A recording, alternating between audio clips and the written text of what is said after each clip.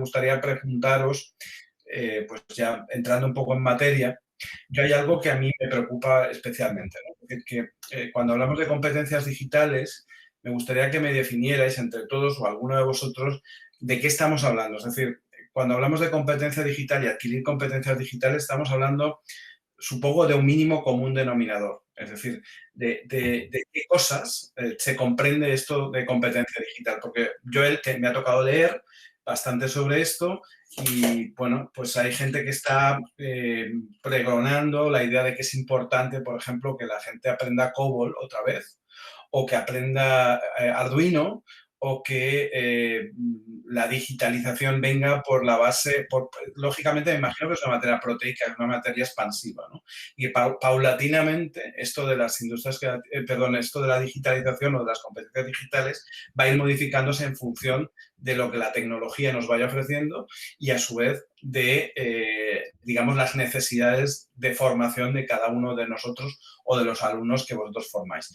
Por eso la pregunta primera para mí es muy importante, es decir, ¿qué entendemos por competencias digitales y cuál es ese mínimo común múltiplo que deberíamos usar para entender el estándar de competencia digital? Perfecto, muchas gracias, Avi. De verdad es un honor, definitivamente, conversar, platicar un poco acerca de las competencias digitales que ya hemos venido desarrollando de alguna forma u otra, más aún añadido con todo este tema de la pandemia que nos ha tocado y nos ha desarrollado en nosotros unas habilidades súper rápidas, ¿no? Y un tiempo récord. Esto vendría a definirse básicamente como todas esas habilidades, ¿no? Todas esas destrezas, todas esas competencias, desempeños que nosotros podríamos tener para desempeñarse, digamos, en lo que respecta a la educación, básicamente, ¿no? Desde un simple hecho, desde el conocimiento o uso del ordenador, ¿no? Y todo lo que se puede hacer con las herramientas digitales que comúnmente aplicamos o usamos en el trabajo.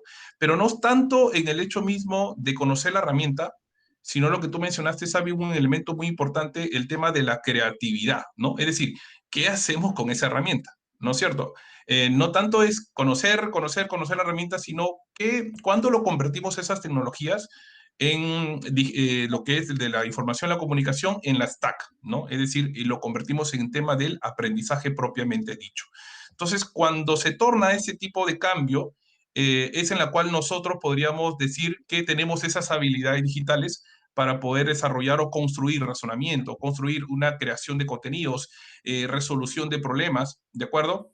Y sobre todo el estar bien informados o alfabetizados comunicacionalmente para luego producir información y conocimiento con los demás docentes. Básicamente por ahí podría desarrollarse el tema de las competencias digitales, ¿no?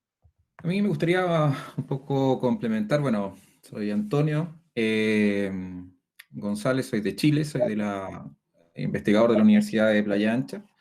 Eh, y también muy agradecido, digamos, este espacio, que creo que efectivamente es una oportunidad para ir colocando estos temas en común. Tu pregunta, Javier, me parece sumamente relevante. Yo creo que junto con lo que dice Luis, a mí se me producen otros elementos. Yo creo que es un mindset cultural. El tema de la cultura está asociado a la cultura digital. Es un contexto súper más complejo de lo que pareciese ser. Muchas veces se visualiza el tema de la competencia digital como un elemento instrumental, como el manejo de ciertas herramientas particulares, y eso es más bien, está en el ámbito de las destrezas. Entonces, cuando hablamos un poco de la competencia digital, se debiese entender también como esta cultura, este espacio en el que estamos conviviendo diariamente y que de alguna otra manera tenemos que hacerlo de manera consciente. Cuando pensamos esa figura desde el cero de competencia digital, ¿cierto? También planteamos esos elementos que de alguna otra manera pueden ser que efectivamente tú no tengas un gran manejo tecnológico. A lo mejor tú no sabes de programación, pero sí sabes qué se puede hacer con programación, o cuáles son los alcances de esa programación, y cuál va a ser el impacto en la educación, y cuál va a ser el impacto social, cuál va a ser ese impacto en los futuros profesionales. Esos elementos siento que son parte de este un mindset cultural en el que estamos insertos y estamos como constantemente en un aprendizaje continuo. Y eso tiene que ver un poco con los avances de la tecnología, pero también tiene que ver con estas brechas que se están generando. Y creo que cuando hablamos de competencia digital, son bastantes más actores que simplemente la educación en estos términos de desarrollo del ser humano como un ser humano más integral, un ser humano, digamos, más bien un ciudadano digital. Hoy día dicen algunos autores que estamos viviendo el renacimiento 2.0, que efectivamente tiene que ver con este contexto, que tiene que ver con este desarrollo y que tiene que ver con ese, ese chip. Hay una frase que dice Cobo Cristóbal, que hoy día ya no necesitamos pensar en hardware y software, tenemos que pensar en mindware. O sea, en el fondo efectivamente hay un concepto que nos está involucrando, y eso creo que es un denominador común social.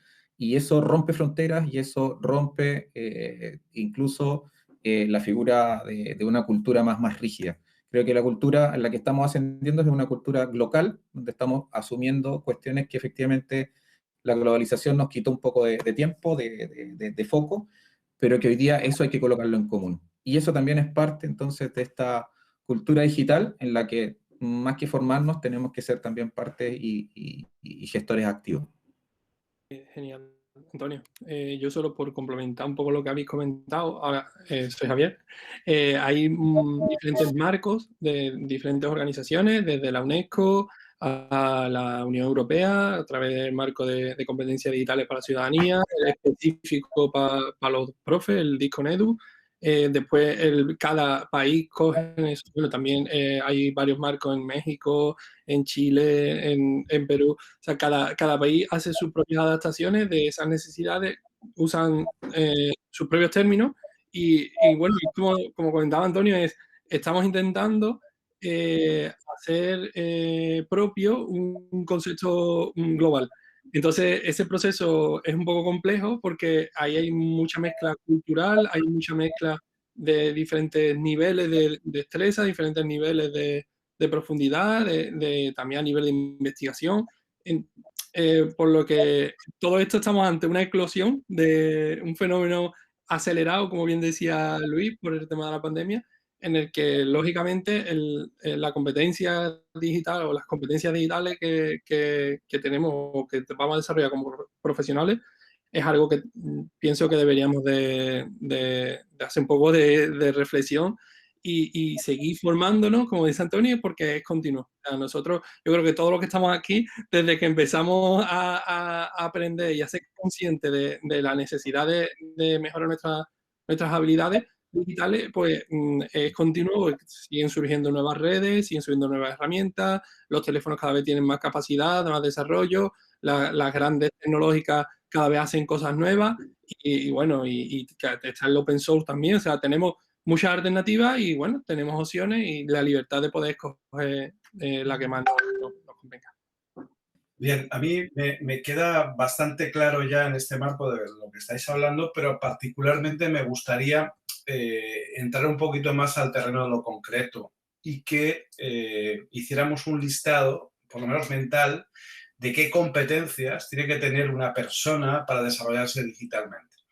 También estoy muy de acuerdo con Antonio. Antonio hablaba de algo que me parece muy significativo y es que yo creo que estamos confundiendo medio y fin. Es decir, estamos confundiendo tecnología como medio más que tecnología, que es un medio más que un fin. La tecnología no es un fin. La tecnología es un instrumento que nos permite mejorar nuestras capacidades, convertirnos en superpoderosos gracias a superhéroes o superhombres, gracias a esos elementos o esos medios que tenemos en este momento. Entonces, para vosotros, ¿cuáles serían las competencias significativas? El listado puro y duro de cosas que uno tiene que aprender a hacer sí o sí digitalmente en este momento. Probablemente esto cambie dentro de 5 años, estemos hablando de otras cosas.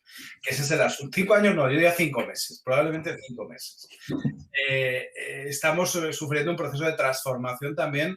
Nuestra mente se transforma, nuestra mente se convierte en algo más maleable constantemente. Eso me ha pasado a mí como gestor cultural, lo he tenido que vivir, ¿no? Es decir, de cómo hacía las cosas en mi profesión a cómo las hago ahora, de mi foco, cuál era mi foco hace unos años a cómo es mi foco en este momento, también ha variado. Todo esto es una reflexión un poco genérica, pero sí me gustaría que descendierais un poquito al terreno de las cosas más concretas y decir, bueno, este es el listado de mínimos en este momento para entender que uno es competente digitalmente, ¿no? Ahí la dejo. Si me permite, Javier, voy a compartir la pantalla porque tengo un esquemita por poner una base del Discon Edu con las diferentes... El Discon Edu es, como he comentado anteriormente, dentro de la Unión Europea, el marco regulatorio de competencias digitales, que es el DISCOM. El DISCOM tiene como dos vertientes grandes, una que es la de la ciudadanía, donde hay un compendio de 20 y tantas habilidades a manejar y áreas que debemos mejorar. Y el Discon Edu tiene una serie de particularidades enfocadas, digamos, a lo que es la docencia y en concreto nos estamos enmarcando mucho porque ya si nos metemos en los concretos tenemos que enmarcarnos. Y me gustaría compartirlo para que los compis, si quiere Luis o Antonio, pues podemos debatir. Si le parece bien a Luis, estoy viendo. Vale. Sí, claro, por supuesto. Muchas gracias. Efectivamente, hablar de las competencias digitales así en concreto, como tú muy bien lo dices, Avi, hay muchos marcos, ¿no? Definitivamente, en Estados Unidos hay un marco de ISTE, ¿no? Que también tiene ciertas similitudes a lo que es el marco común europeo, pero nosotros, al menos de un punto de vista justamente personal, y eso que fue de repente también un tema de concuerdo, digamos, entre todos nosotros como equipo, es ahondar en esta primera parte de cómo están los profesores a nivel de alfabetización en lo que es informacional. Y eso justamente fue uno de los pilares para que nosotros empezamos a desarrollar una propuesta que ya ahora mismo estamos dando en marcha y que seguramente más adelante lo vamos a conversar. Es acerca de cómo están estos profes alfabetizados informacionalmente, ¿no? Entonces, ¿por qué razón? Porque hay un tema de brecha digital, ya lo mencionó Antonio, que justamente forma parte de la cultura digital de diversos países, que no solamente es a nivel de España, sino también en Latinoamérica, que adolecemos mucho de los profesionales.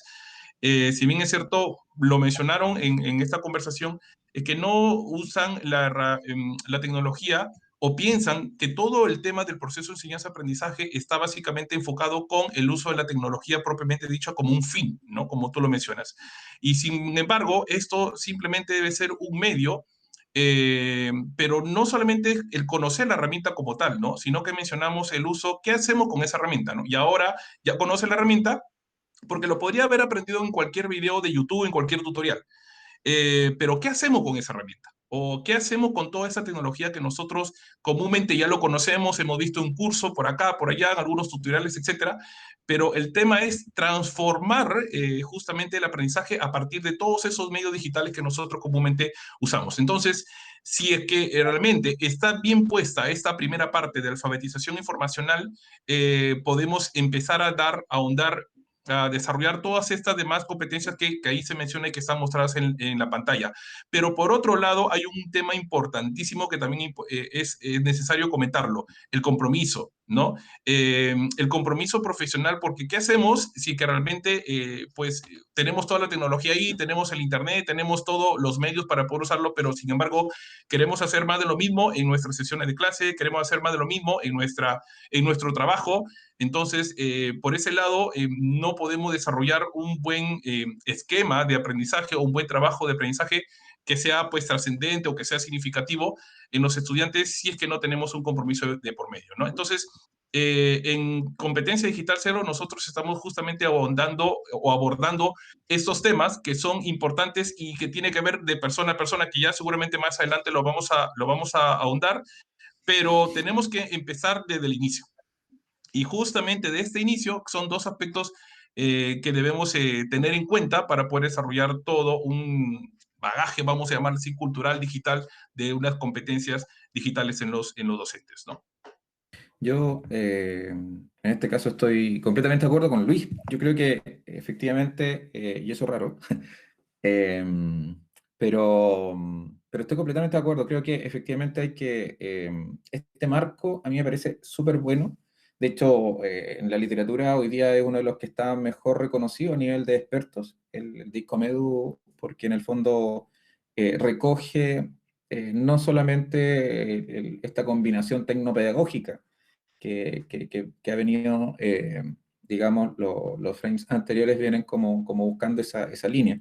Hay uno en Chile, que es el del 2011, hay otro que en Colombia, 2013, que se aproximan a esta figura, pero creo que este logra dar en el clavo, digamos, del elemento, como lo mencionaba un poco Luis, el compromiso profesional, la creación de recursos digitales, efectivamente hacer que los profesores dejen de ser solamente consumidores, que también sean donantes de lo que ellos hacen. Hay elementos ahí que son bien, bien interesantes. El tema de la pedagogía digital como una situación concreta de trabajo en este ámbito, donde efectivamente el profesor tiene se le invita de alguna manera en este proceso fue como un poco a presión, pero esto tampoco es que nació hoy día, esto viene trabajándose desde los años 2016 y 2017, por lo tanto, no es que haya nacido con pandemia, sino que efectivamente estos marcos lo que invitan a que el profesor haga una transposición de una figura más bien pasiva, más bien analógica, ¿cierto?, hacia una transición de un proceso más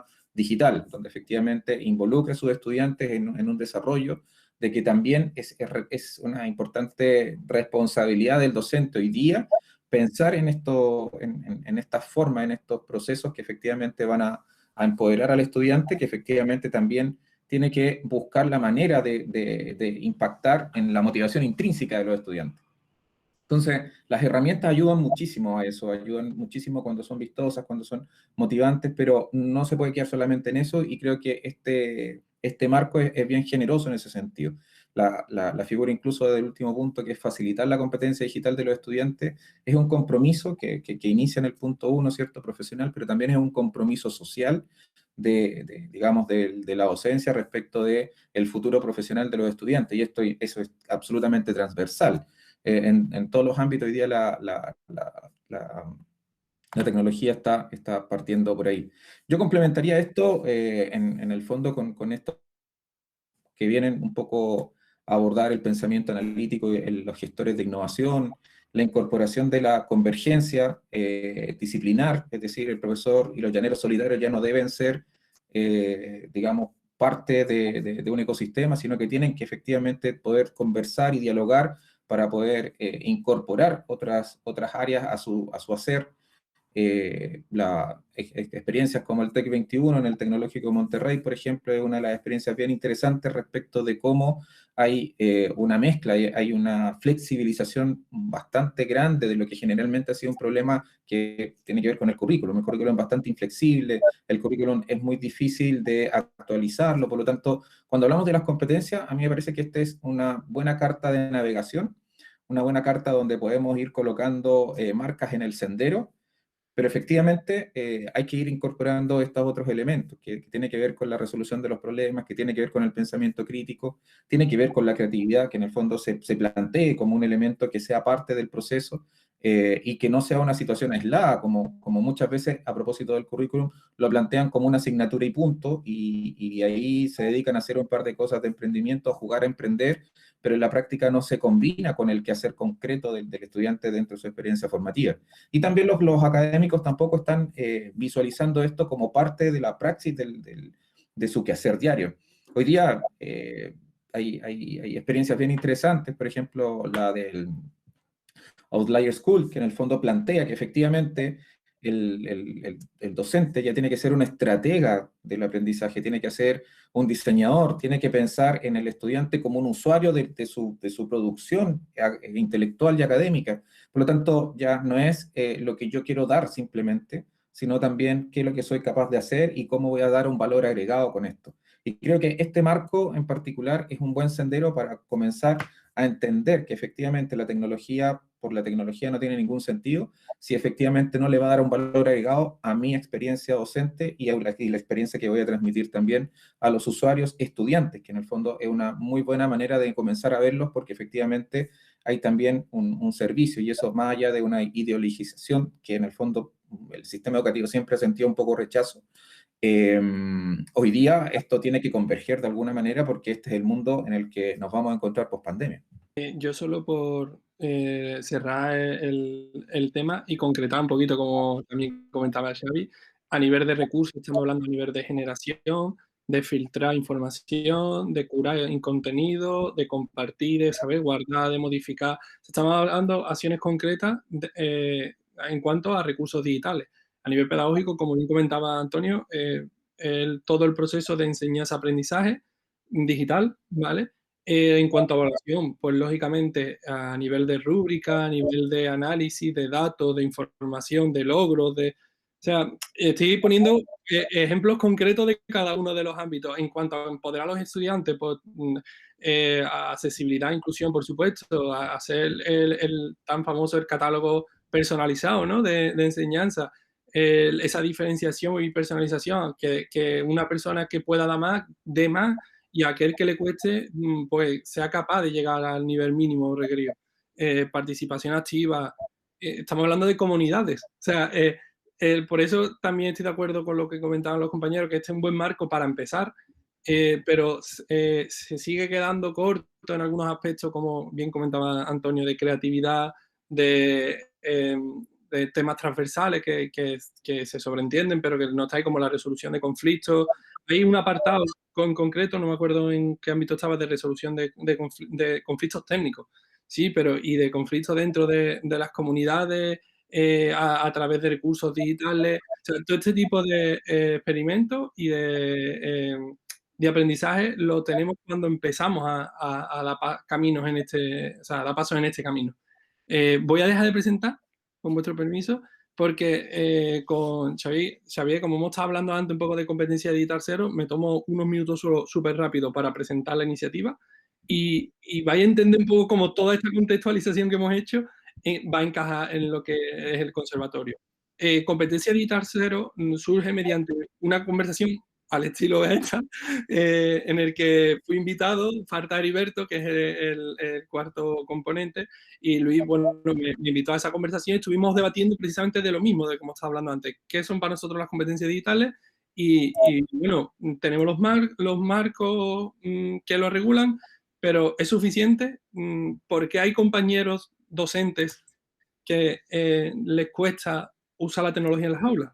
Esa era la pregunta que nos hacíamos, teniendo una buena conexión, teniendo unos buenos dispositivos, teniendo ¿Sabes? Es como, había muchas preguntas y de esas preguntas pues, surgió una propuesta.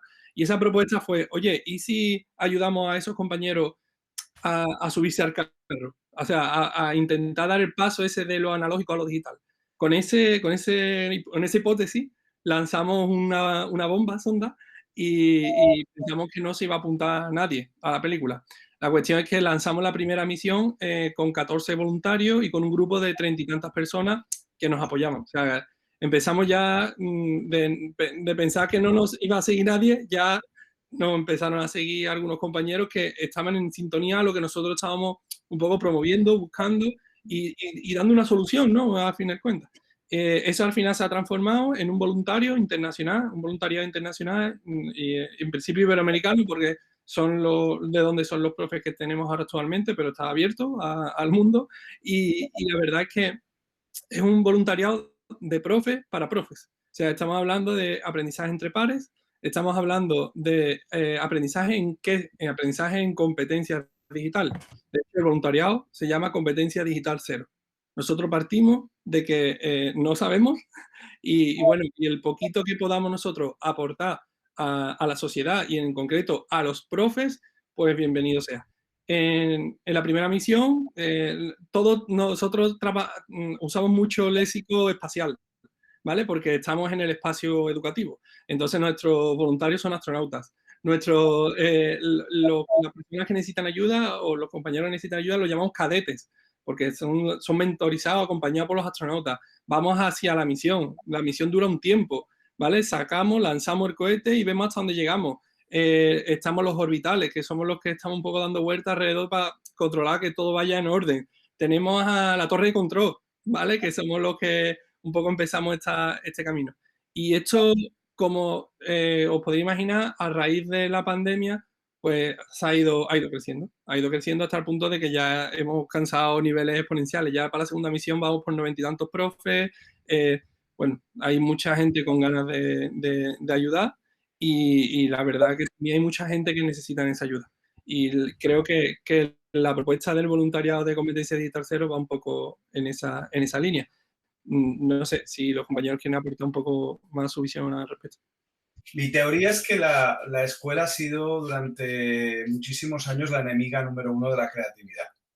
Es decir, partimos de una formulación educativa que tiende a generar procesos de memoria muy anquilosados, a generar mucho disco duro y poco software. Es decir, poca generación de nuevas ideas o de nuevos protocolos de conocimiento. Eso parece que lo digital es una especie de bálsamo de Fedabras que va a curarlo todo, pero yo creo que el problema de la escuela tiene mucho que ver también con qué escuela estamos fomentando y cómo la estamos fomentando. Es decir, yo creo que más que...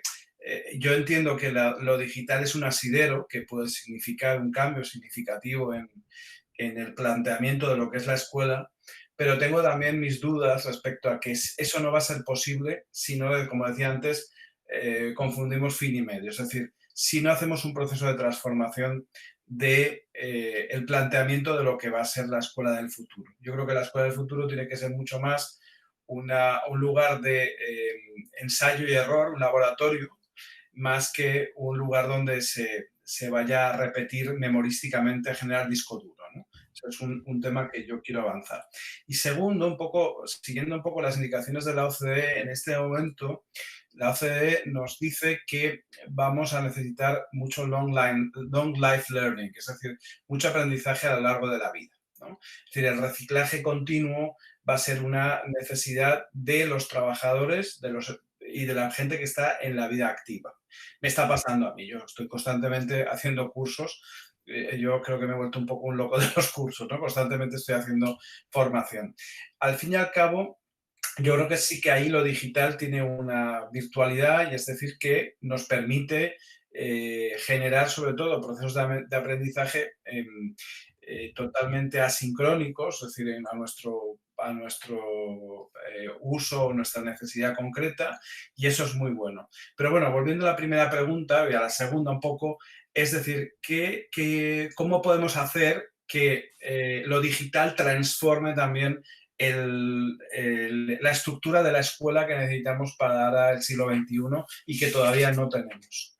Claro, efectivamente iniciamos con una figura bastante inductiva, que es la parte preescolar, no sé cómo lo llaman en España, pero acá es como pre-kinder. Y efectivamente ahí como que se deduce un proceso de aprendizaje bastante más cercano a lo que somos. Y efectivamente una vez que comienza la escolarización, efectivamente se estandariza y se generan aspectos que van más de la mano de cuestiones de cómo aprendemos de alguna otra manera, pero no así de qué es lo que nos hace querer aprender. Hoy día la tecnología enfoca varios de estos elementos. Yo creo que uno de los elementos que está golpeando fuerte actualmente, efectivamente, es la gamificación. Porque efectivamente gatilla, ¿cierto?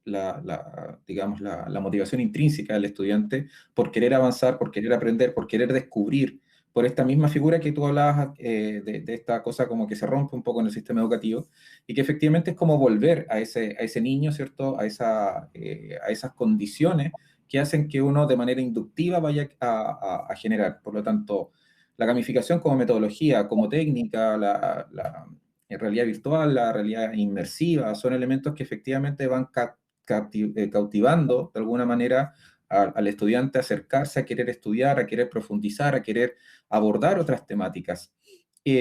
Por otro lado, este tema de la pandemia no nos deja solo cosas negativas. Yo creo que una de las cosas súper positivas es que se puedan dar estos espacios. Ustedes en España, mi amigo Luis en Perú, yo en Chile, y efectivamente estamos hablando y colocando en común ciertos elementos.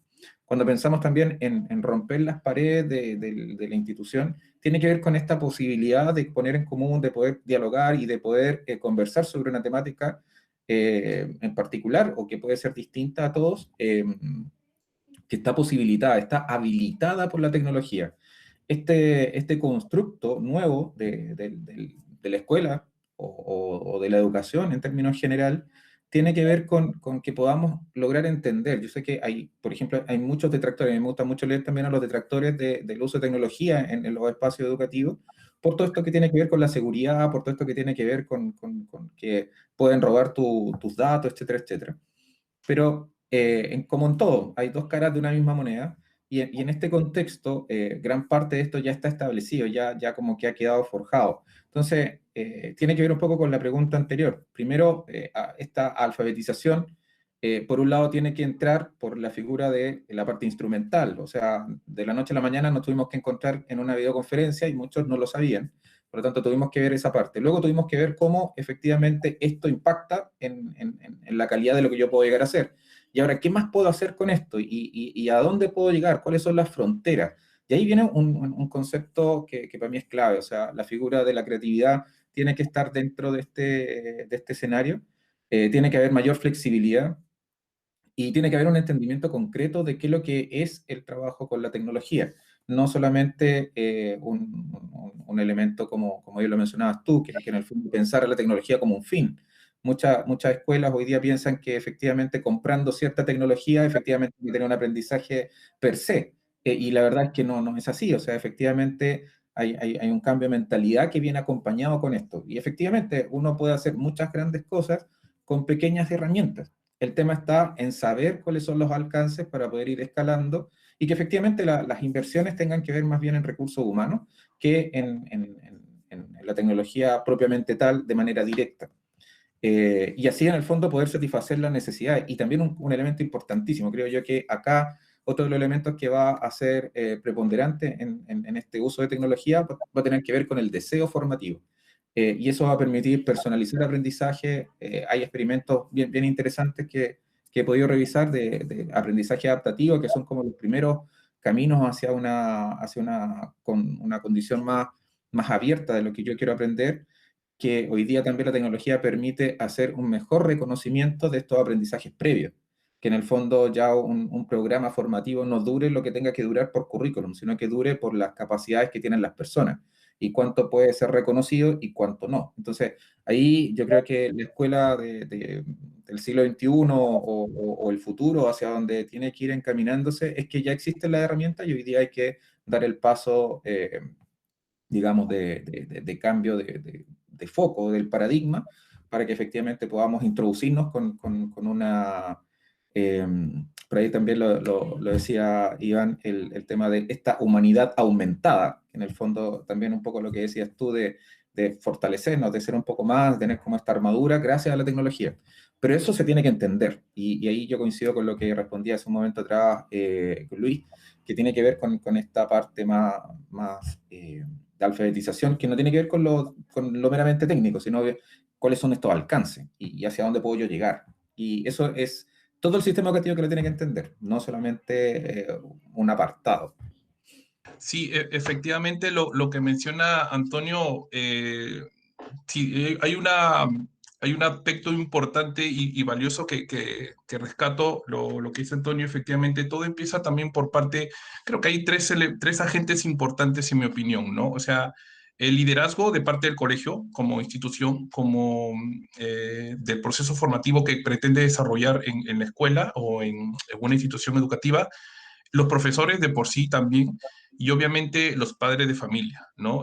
Tienen que ver un rol importantísimo, ¿no? Sir Ken Robinson, seguramente ustedes lo han visto, que es uno de los gurús de educación, por así decirlo, justamente hablaba mucho del tema de la creatividad, ¿no? No debemos matar la creatividad en los colegios, decía, ¿no?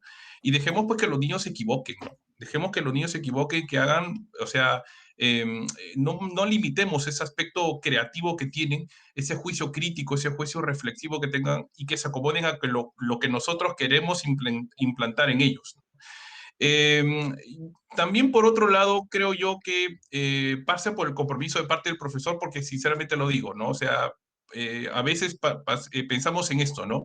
No, a nosotros nos han contratado para enseñar en las clases y punto, ¿no? Todo lo demás que hagamos, como muy bien lo dijo Antonio, esta metodología, este enfoque metodológico como la gamificación o proyectos de aprendizaje o cualquier otra estrategia metodológica que queremos implementar en las instituciones educativas, es porque realmente nosotros lo hacemos porque queremos transformar, ¿no es cierto? Porque queremos generar un cambio. Porque a nosotros no nos dicen apliquen ABP, no nos dicen aplica gamificación, no nos dicen aplica flip learning o lo que sea, ninguna estrategia, porque simplemente si nos abocamos a una formación tradicional, obviamente, pues vamos a hacer más de lo mismo, ¿no? Y es una de las razones por la cual nosotros en CD0 pues queremos implementar con esta variedad cultural de diversos profesionales que tienen una gama de desarrollo de estrategias metodológicas, aprendizaje entre pares. Y sobre todo también el escuchar a otros profes cómo se están desenvolviendo en el proceso de enseñanza-aprendizaje, qué estrategias metodológicas se están usando, y que también con nosotros, todo el equipo de astronautas, como lo mencionó Javier, podamos compartir y aportar con un granito de arena en el cambio de ese chip, que muchas veces es un chip muy tradicional, que muchas veces hacemos una formación que, bueno, pues que pasó de la tiza a la pizarra a un proyector con un clásico PowerPoint, ¿no? Entonces, nosotros queremos desarrollar un poco más allá de lo mismo, o sea, más allá de desarrollar un trabajo clásico de información usando la computadora o usando el procesador, ¿no? Toma tiempo, sí, definitivamente toma tiempo. O sea, no queremos decir con esto de que desarrollar o crear un contenido digital, desarrollar una estrategia metodológica, pensando también en los alumnos. Ojo, que también hay un aspecto importante también hablar de neurociencia, ¿no? Que es otro elemento clave también desarrollarlo. Pero por otro lado, también esta parte de qué hacemos con lo que tenemos actualmente. O sea, ¿seguimos en lo mismo o hacemos o aplicamos una especie de learning analytics? Es decir, aplicamos analítica de aprendizaje y empezamos a decir, con todo lo que ya nosotros hemos venido desarrollando, ¿qué vamos a hacer al respecto, no? ¿Seguimos en lo mismo? ¿Cambiamos? ¿Transformamos? Ojo, esto toma tiempo, esto no es fácil, esto toma un cambio de chip, esto toma un cambio, obviamente, para empezar, una apertura de parte del profesor, ¿no? Y por tanto, ojo, que no te van a pagar nada más aparte de lo que tú ya normalmente haces. Entonces, eso implica un trabajo adicional. O sea, si queremos seguir más de lo mismo, pues nos quedamos cruzados de brazos y seguimos haciendo lo mismo. Pero queremos buscar un cambio, ¿no es cierto? Un cambio, una transformación, no solamente a nivel de estudiante, porque ese es el fin, obviamente, el objetivo, el aprendizaje de los estudiantes, pero queremos transformar una realidad en los profes, independientemente de qué país es, porque sin embargo, nosotros, miren, en esta experiencia que hemos tenido en Competencia Digital Cero, sinceramente yo pensaba de una realidad, digo, acá peruana, digo, ¿cómo estarán viviendo en Colombia? ¿Cómo estarán viviendo en Chile? ¿Cómo estarán viviendo en Ecuador? ¿De repente será mejor? ¿Será igual? ¿Cómo será? Entonces, si es que no tenemos este tipo de intercambio cultural de profesor a profesor o de profesional a profesional, no nos damos cuenta que tenemos esta similitud de experiencias con básicamente los mismos errores o básicamente los mismos problemas. Entonces, hay un equipo humano bastante potente que buscamos justamente desarrollar estas habilidades, estas destrezas en los profes, pero implica un compromiso, implica una apertura, implica iniciativa. Entonces, eso es, en parte, creo yo, uno de los puntos de partida para poder empezar a desarrollar todo este cambio generacional en que los estudiantes, ¿no? La creatividad, ¿cómo? A veces yo me pongo a pensar, ¿no? ¿Cómo desarrollar una habilidad digital en los alumnos si no un profesor no está desarrollado digitalmente, ¿no? ¿no? Si no tiene las habilidades digitales? ¿Cómo poder trabajar con estos, entre comillas, nativos digitales, ¿no? Pues cada profesor tiene un PLE, ¿no es cierto? Cada persona tiene un PLE, tiene un entorno personal de aprendizaje y eso es lo valioso y lo rico de destacar para poder compenetrar con todas estas estrategias y experiencias de aprendizaje en los colegios y en las instituciones educativas, ¿no? Entonces, por ahí va un poco el compromiso de cada uno de nosotros. El cebo es pasa de lo analógico a lo digital. Ese es el cebo. Eso es para captar la atención de aquellos compañeros que todavía siguen lo analógico y quieren pasar a lo digital. O sea, hay compañeros que siguen en lo analógico, van a estar en lo analógico y ya pues, se jubilarán en lo analógico. Y perfecto, oye, que cada uno es libre, ¿sabes? Nosotros hemos montado todo el voluntariado enfocado a esos compañeros que quieren hacer ese cambio. Un detalle, el otro día en una de las formaciones internas, un compañero, no puedo decir nombre, comentó que daba clase, no recuerdo si era en Ecuador creo que era en Ecuador, pero no me acuerdo exactamente en dónde, que él daba clases en una, digamos, en una escuela católica, ¿vale? Donde gran parte del claustro estaba a punto de jubilarse. Y era curioso porque nos dijo que se había apuntado medio claustro o sea, que querían que le diéramos ayuda a medio claustro. ¿Por qué? Porque hay compañeros que aunque estén a punto de jubilarse, su ética y su forma de ser, de innovar y de quiero seguir aprendiendo y quiero enseñar mejor, lo van a hacer desde que salen de magisterio hasta que acaban jubilándose. Entonces, hemos pintado un pequeño esquema donde yo estoy aprendiendo personalmente mucho. Yo creo que aquí los compis, por eso estamos sentados aquí donde estamos sentados ahora, porque queremos seguir aprendiendo, queremos seguir compartiendo y es un buen entorno donde poder, eso, crecer. Bueno, yo creo que todo lo que estáis hablando entronca un poco con una pregunta que yo os quería hacer, pero yo creo que en parte me la estáis respondiendo, que es el papel de las comunidades en el aprendizaje de competencias digitales. Vosotros sois una comunidad activa, estáis generando, me imagino, documentación, o estáis generando conversatorios, y de esos conversatorios y esa documentación probablemente salgan muy buenas conclusiones y muy buenas prácticas, ¿no?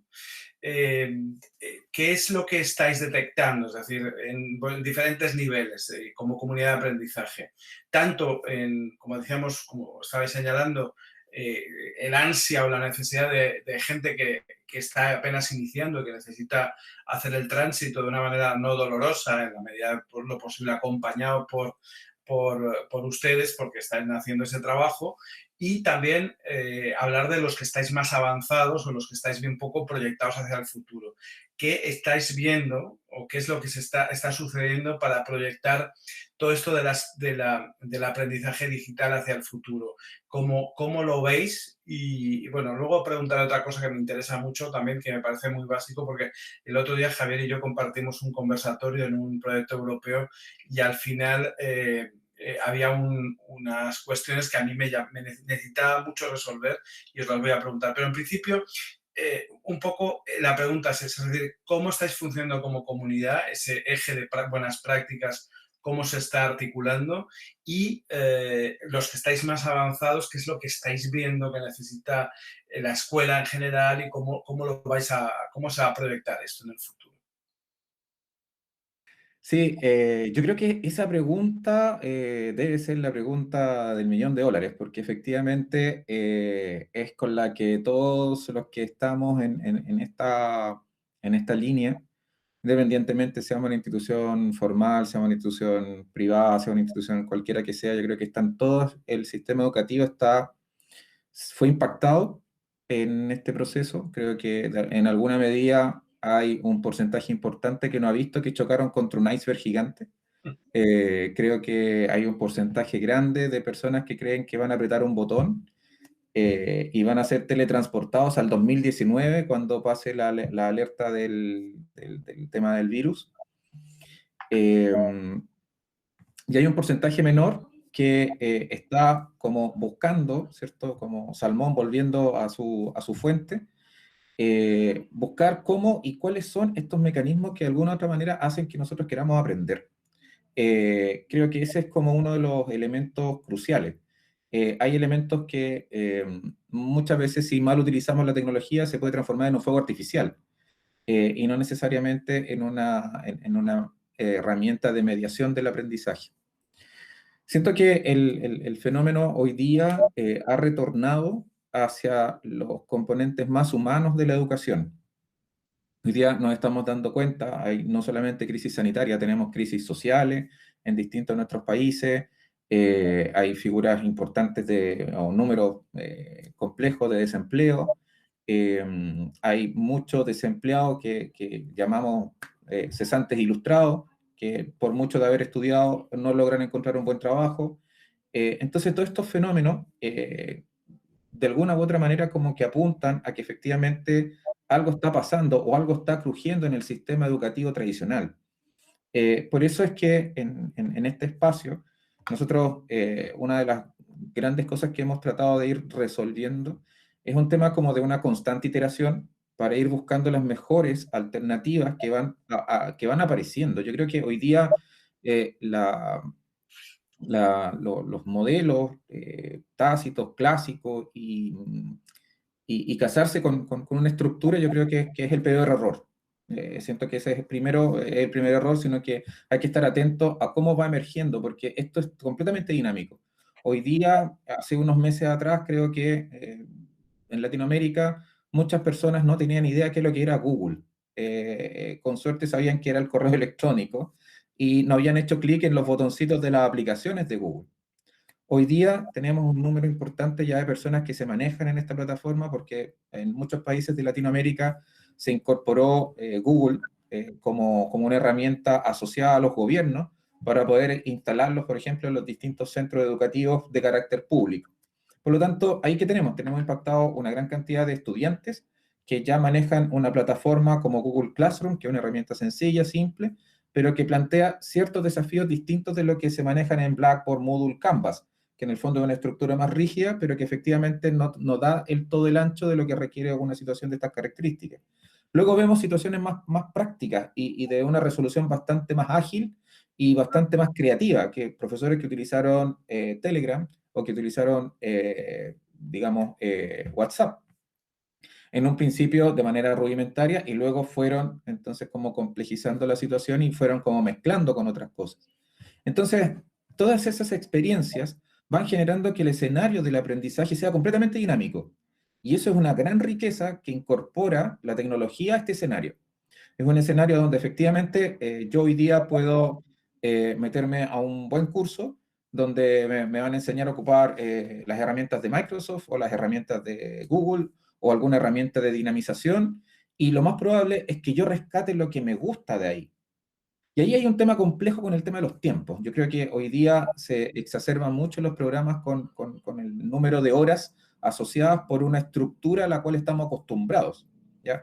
Acá hay en Chile está Jerez, que es un autor de una universidad amiga, que nos dice, por ejemplo, por qué, y nos pregunta esto, ¿por qué nuestros semestres por qué nosotros organizamos nuestras clases en semestre?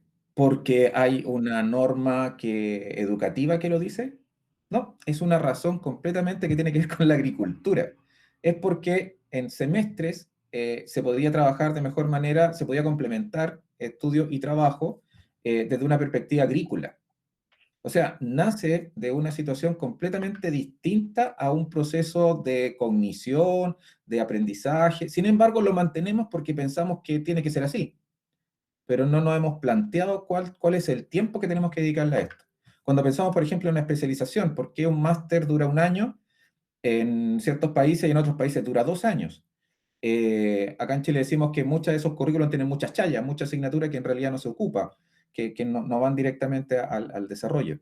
Entonces, cuando pensamos en estas comunidades de aprendizaje, donde efectivamente todos estos temas que acaba de plantear son comunes, tenemos como el mismo pensamiento, estamos en ese denominador común que hablabas al principio, en verdad el sistema no me está sirviendo del todo. Es decir, o adolecemos de titulitis, es decir, de tener un título por el cual yo voy a esta universidad determinada, o efectivamente yo podría ir a esta universidad que certifique mis capacidades.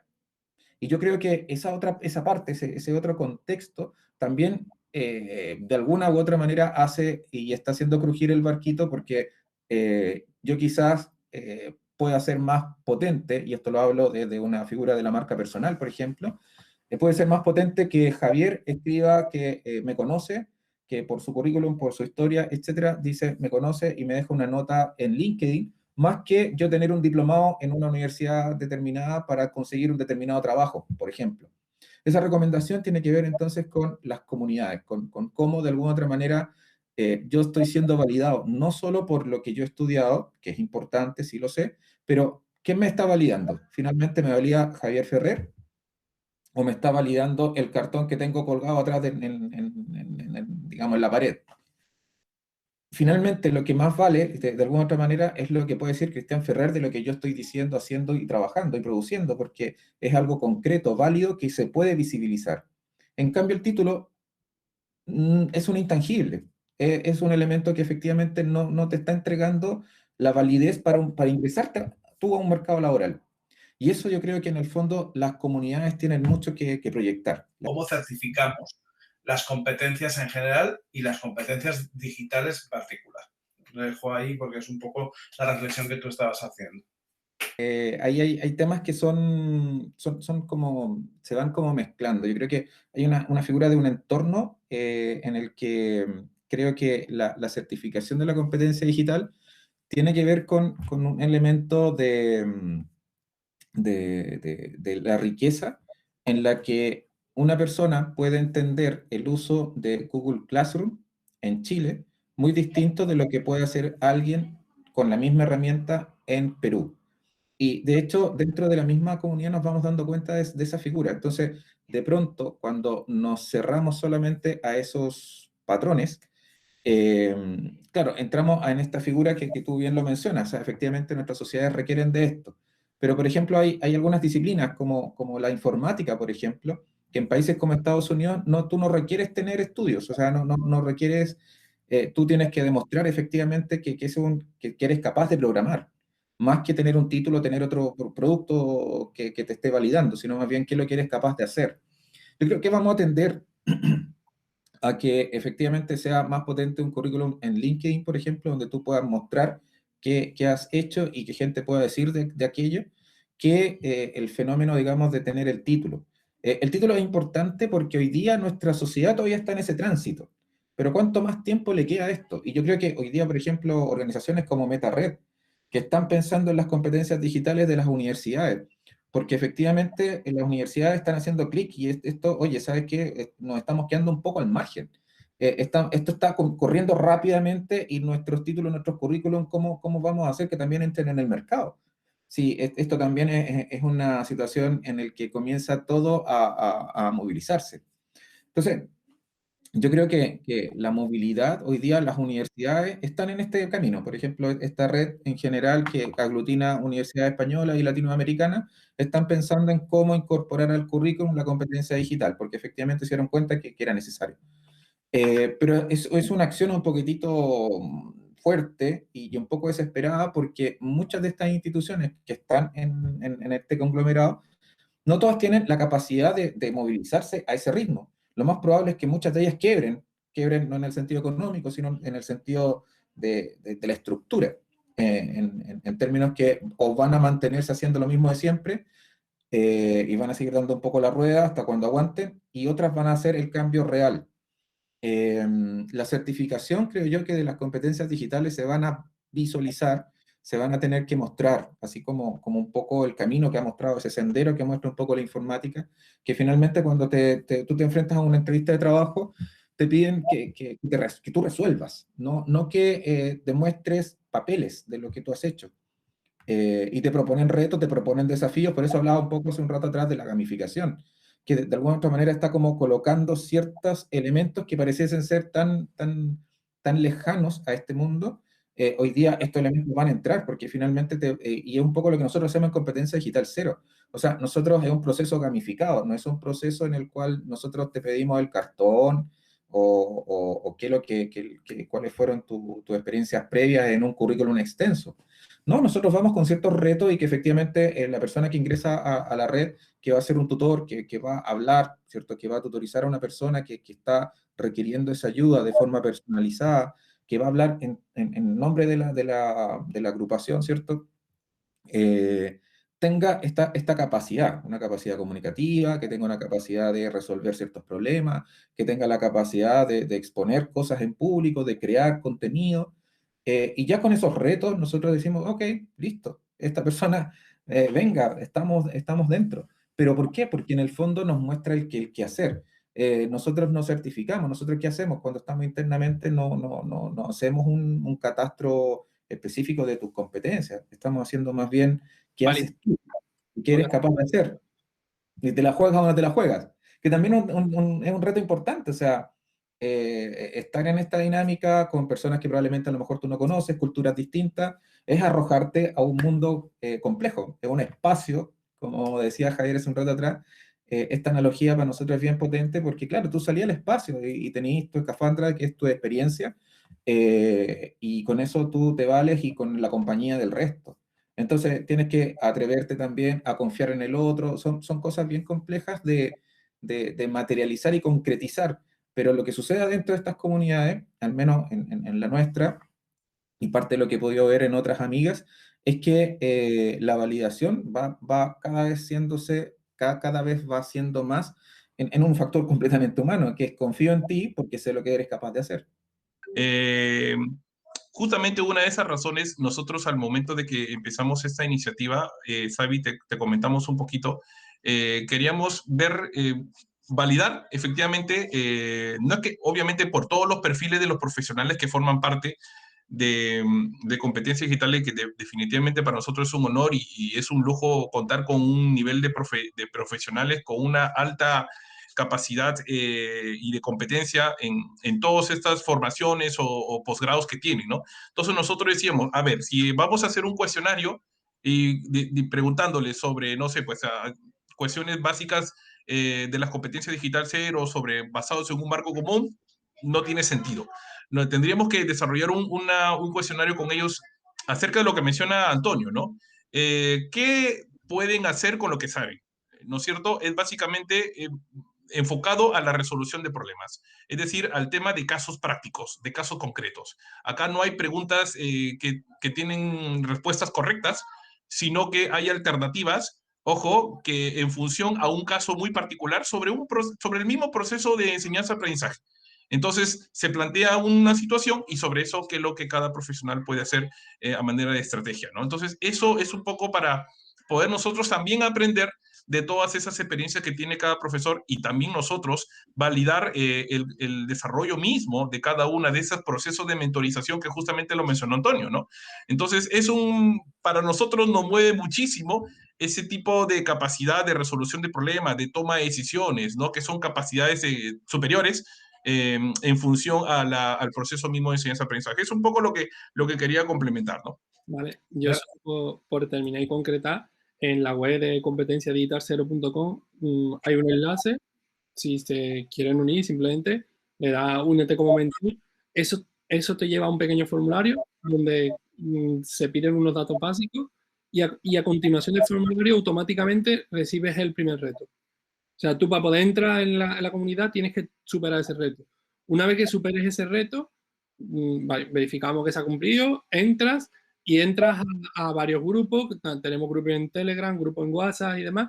Y dentro de los grupos, en concreto el grupo en Telegram, que hace poco lo hemos abierto, lo hemos hecho público para que cualquier persona pueda disfrutar de forma abierta de todo lo que generamos. En el canal de YouTube tenemos un montonazo de vídeos sobre un montonazo de herramientas. ¿Y por qué? Porque Competencia Digital Cero nace como un voluntariado de personas voluntarias, sin ningún tipo de apoyo gubernamental ni empresarial, donde el tiempo que invertimos lo damos de forma totalmente altruista y, por tanto, compartimos el contenido. Lógicamente hay cierto contenido específico de organización que no se puede compartir, pero el 95% del contenido está en abierto tanto en YouTube como en la web de Competencia Digital Cero. Y a aquellos valientes y aquellas valientes que quieran superarse, quieran batirse en retos, tienen las puertas abiertas de par en par. Era solamente ese detalle. Muchas gracias. Yo, para terminar, porque llevamos una hora de conversación, me gustaría dejaros un poco un mensaje final a la comunidad educativa, ¿no? Que dejáis un poco brevemente un pequeño mensaje para primero animar y luego también hacer ver la necesidad de vuestro proyecto y de formarse desde el punto de vista de competencias digitales, porque esto es así, ¿no? Un poco es el mensaje final. Yo quiero invitar a la comunidad, efectivamente, que quiera aprender no solamente competencias digitales. Yo creo que hoy día está el espacio abierto y creo que la única frase que podría decir es colabora, colabora, colabora, colabora. Y lo otro es que de lo que tú sabes hacer, sé donante. Sé donante de tu conocimiento, sé donante de las cosas que tú has realizado, porque la retribución en estos procesos de colaboración son mucho más amplios de lo que uno piensa, y son ya no tiempos de llaneros solitarios. Creo que hoy día es un tiempo mucho más gregario y el sistema educativo y nosotros los que nos dedicamos a la educación lo vivimos y lo hacemos carne en Competencia Digital Cero.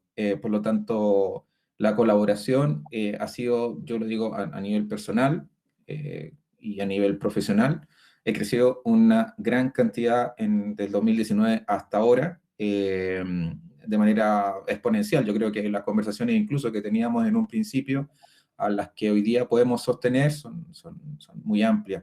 Y el hecho de estar acá, el hecho de que nos hayan invitado, a nosotros nos gusta muchísimo. Y pasa por eso, pasa porque estamos juntos colaborando, juntos creciendo y co-creando estos espacios. Así que muchas gracias a Javier Ferrer y la invitación a todos a participar en la comunidad.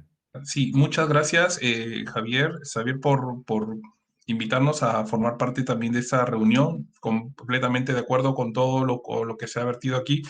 Y efectivamente invitarlos a todos los profes a que se animen, ¿ya? A que se animen, no importa el nivel de habilidades digitales que tengan, necesitamos profes así voluntarios con esos apasionados, que justamente lo que mencionó Antonio, de compartir, ¿no? Lo que constantemente están compartiendo en las redes sociales, lo que constantemente están creando contenido digital, en beneficio de la educación, de más profes y por ende los alumnos también.